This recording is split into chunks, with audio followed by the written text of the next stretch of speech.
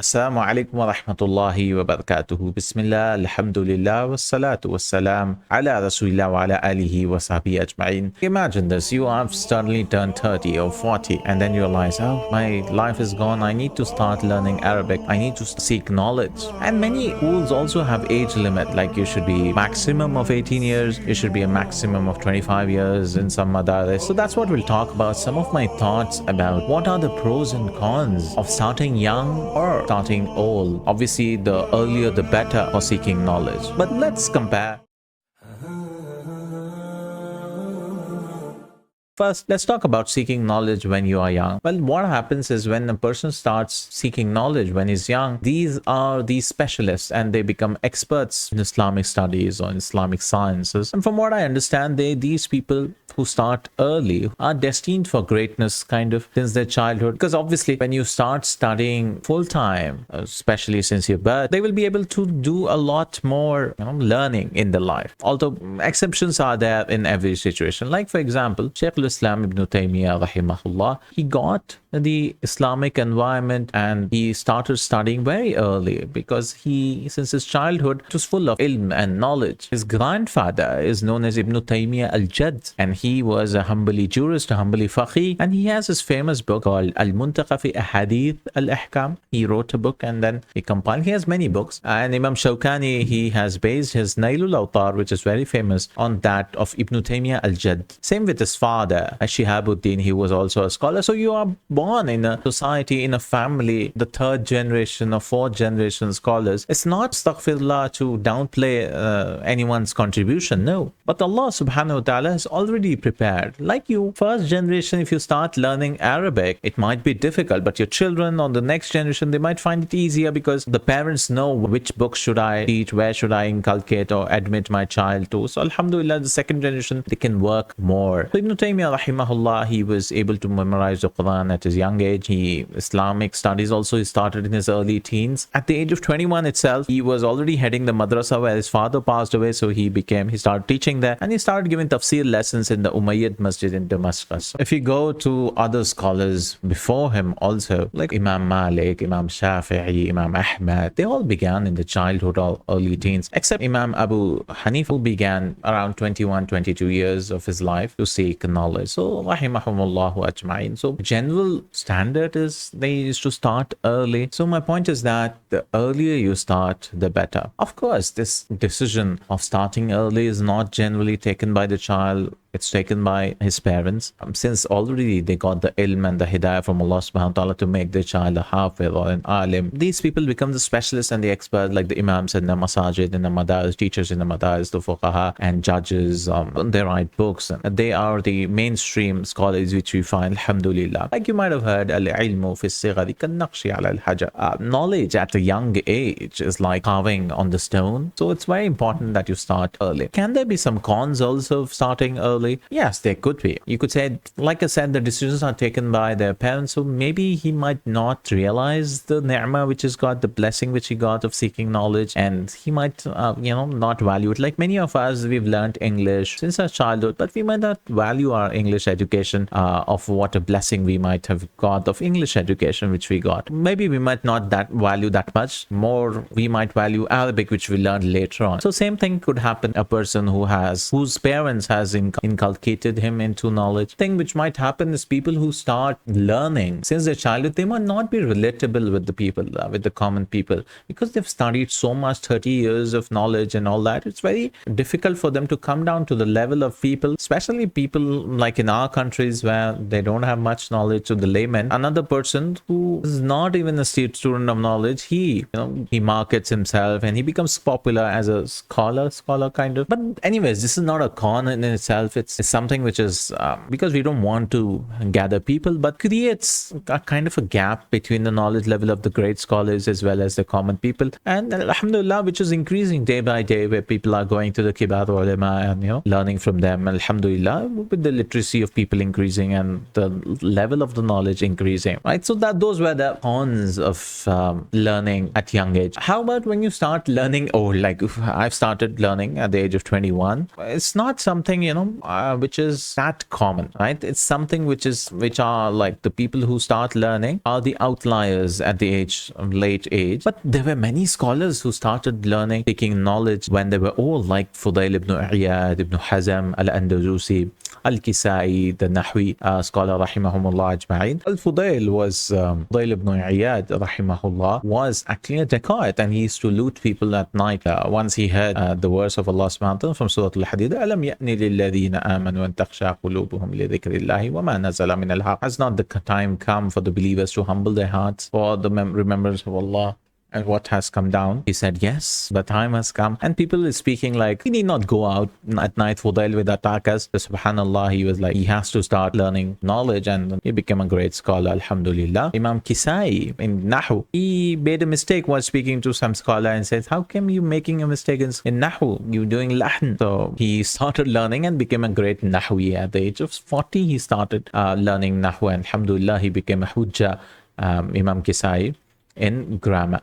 So there's a relationship also where you can see late people who start late, they become Nahwis, they become, because they've not been learning Arabic as such. So when they start learning Arabic, they realize that this is so important. The beauty which one is receiving after learning Nahwu, Sarf, and it's beyond. So they become Nahwis, subhanallah. And as we know, many Sahabas also, they did not accept Islam only after their 30s. And we know about their ilm and amal. So it's not something which stops you. Like if you notice, Imam Bukhari also, he brought the speech of Umar radiallahu anhu, and which is said, تَفَقَّهُ قَبْلَ أَن تُسَوَّدُوا. Seek knowledge, understand before you're made leaders. So he added a comment. But the Sahaba, they did later on also. وَقَدْ تَعَلَّمَ أَصْحَابُ النَّبِي صلى الله عليه وسلم في كبر سنهم. They sought knowledge even in their old age. So it's not like necessary that, all right, I'm old, I'm 30, I'm 35, I'm 40, I should stop seeking knowledge, I cannot do it. Imam Tirmidhi, he sought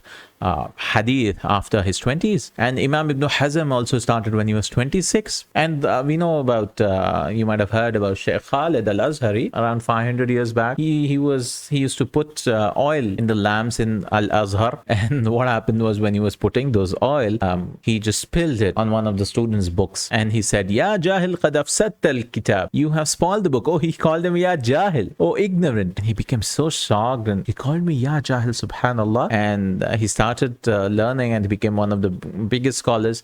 He started at the age of 36, and he became one of the biggest scholars. He also has, a lot of work in Nahu. And from the Tabi'in also, Salih ibn Kaysan, he began at the age of 70. Ibn al-Jawzi, he learned the qira'at, rahimahumullah ajma'in. He started at the age of 90, he learned qira'at. Sheikh Muqbil, in our contemporary times also, and other scholars, Sheikh Muqbil started when he was 35. He started seeking knowledge. And so, well, there are many examples. Like Abu Yusuf, rahimahullah, Abu Hanifa says to him, Kunta balidan akhrajatka al-muwadhabah. You were dull, balid, but only perseverance saved you, right? Perseverance, because he was persevering a lot. That's what's important, no? To be patient. It's not important that you're smart, you're sharp. No, what's important is how much sabr you have in seeking knowledge. So ultimately, there's no age when you can start beginning to learn knowledge. And obviously, I was talking about students who are full-time studying. Like, it's very challenging. They leave, they manage their full-time studies with, their careers, with their children and others. However, when it comes to part-time studies, I found students who are in their 30s, who have established their careers. They are the ones who are more serious and more patient when learning Arabic. When it comes to part-time studies, like,